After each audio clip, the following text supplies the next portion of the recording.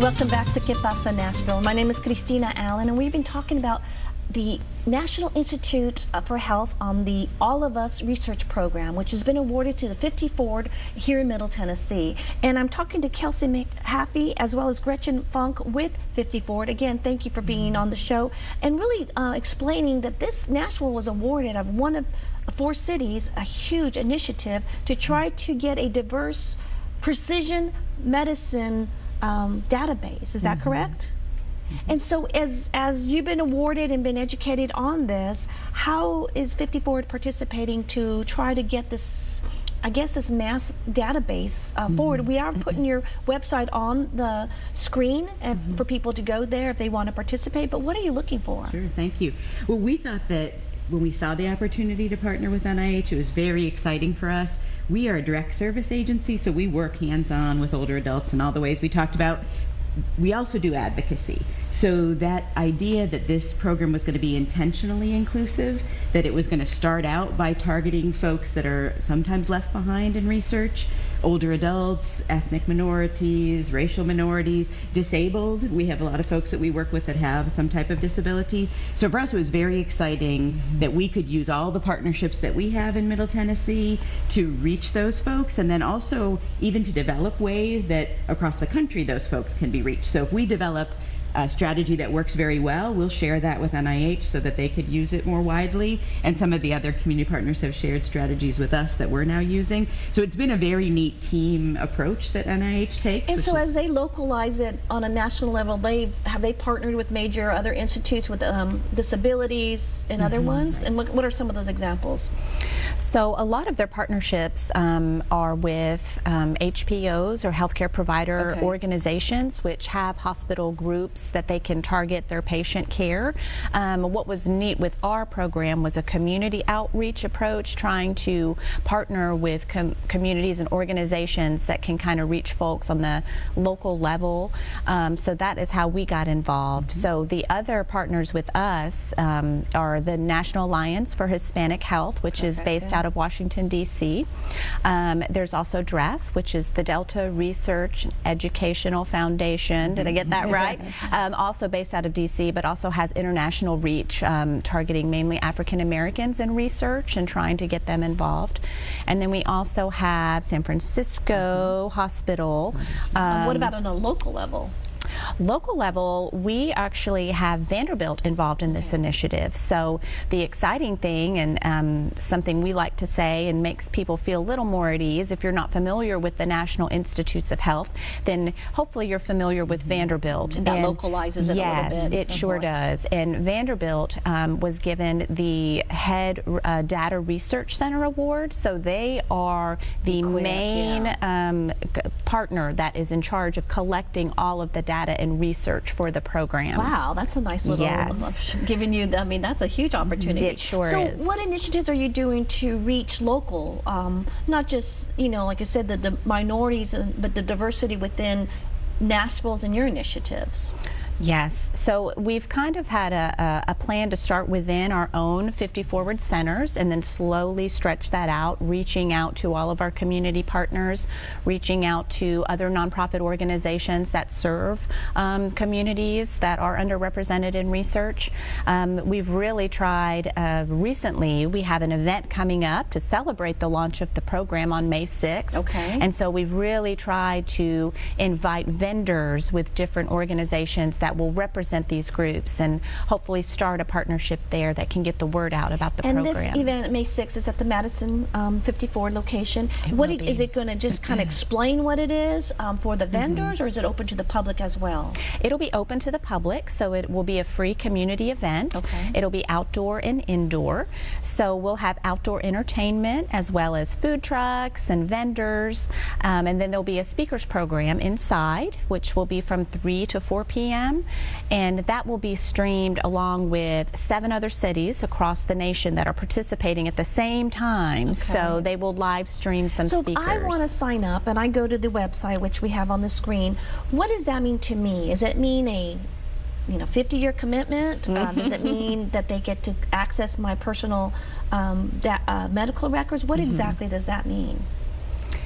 Well, it will be different over time. I think it's an evolving idea. And in Nashville, we are not at the point yet. We'll be at the point after national launch to allow people to enroll. We need a partner here locally to be able to get people's biospecimens and other things related to that. So they'll go as far as take medical blood samples and so forth. I will volunteer myself, it's a volunteer, to give you my data, to take my any fluids that might be needed, and just to see where I am in 5 years, to say, hey, how's it going? I mean, just follow up, and I am going to participate and say, hey, I'm either have a disease or I'm doing fine. I mean, is that really what it is? Is that commitment is just to be an educator and a communicator, thinking that my body, my 3 children, my Hispanic background somehow might play a role in the big picture of helping others. Is Absolutely. I think you'll be making an investment in the health of others for generations to come. You'll also learn about your own health. There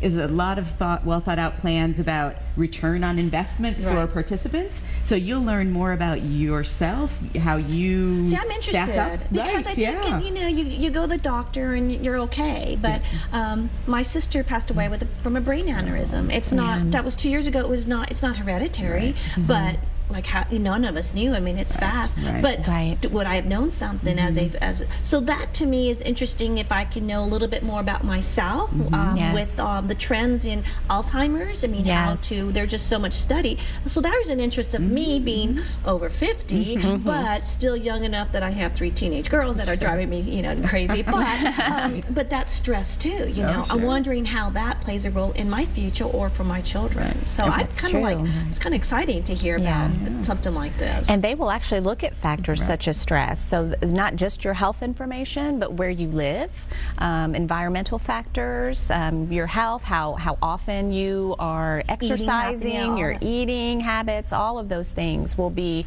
information that will be gathered into this database. So it'll be a really rich resource. So we're going to encourage everyone from all types of people to go to the website www.joinallofus.org/50forward. There is a Spanish button. And is that correct? That is true. Once you get to the main website, which is joinallofus.org, if you look in the upper right corner, you can click that button. It will translate the website into Spanish. That is exciting. But as we continue to see, what do you think going to be your challenges? One thing we talked about in our proposal was that older adults do bring a lot of life history with them.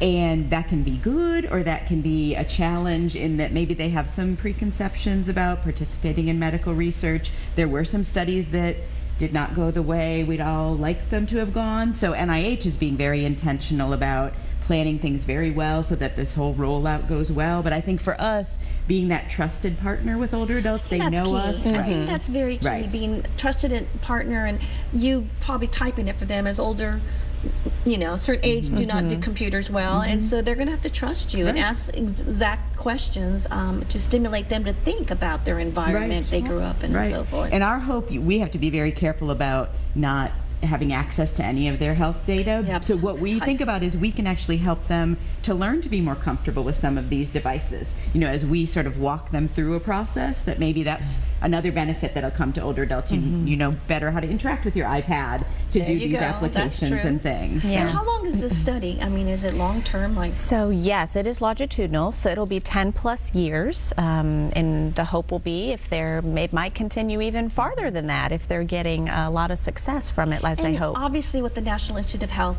it's a shared database. I mean, people can access it, because I know there's probably billions of research projects, but knowing which ones to get, I'm sure it's focused on your field, but sometimes that's a breath of fresh air that it's inclusive of everyone having access, and I think that's true. Yes, and those researchers will be vetted from the National Institutes of Health, so it will be a vetting process that they will go through in order to have access to this information. And one important thing I think we need to make sure we mention too is that database, the information in there will be de-identified, so no personal information will be in there that the researchers are accessing. So it would just be no name, no Correct. address, just Correct. the profile of the Exactly. person, gender, and so forth. Yes. And I think obviously that's going to be safe for those that have maybe diseases that no one wants to know about, or it's Yes. not, it's private. I'm sure that's respected very much so. So with the 50Forward and your 7 locations in Middle Tennessee, are all of them going to participate in some way? They are. We've already begun education at all of those centers. We have been so excited to have Vanderbilt Health partner with us for our first series, Lunch and Learn Education on Precision Medicine. So we're in the middle of those, and those are free and open to the community. So you can also visit our website if that is something anybody would like to attend out in the community. And that website is? That is 50Forward's website, which is www.50forward.org. Okay. Yes, and we actually have one on Thursday at our College Grove Center, so that'll be great. What we can do now is continue to educate people to sign up. So go to both websites. There's the 50forward.org and the joinallofus.org/50forward. There is a Spanish button on there that you can do, and understand that this is a commitment, a personal commitment, that you're going to give up your data, nothing else, and we hope everyone participates. Thank you both being on the show and just educating on what the possibilities could be for this program. Thank you. Thank you for joining Pasa Nashville each week as we talk about the opportunities and challenges Latinos bring to Middle Tennessee, as well as our global community and the beautiful growth they have here. Muchas gracias.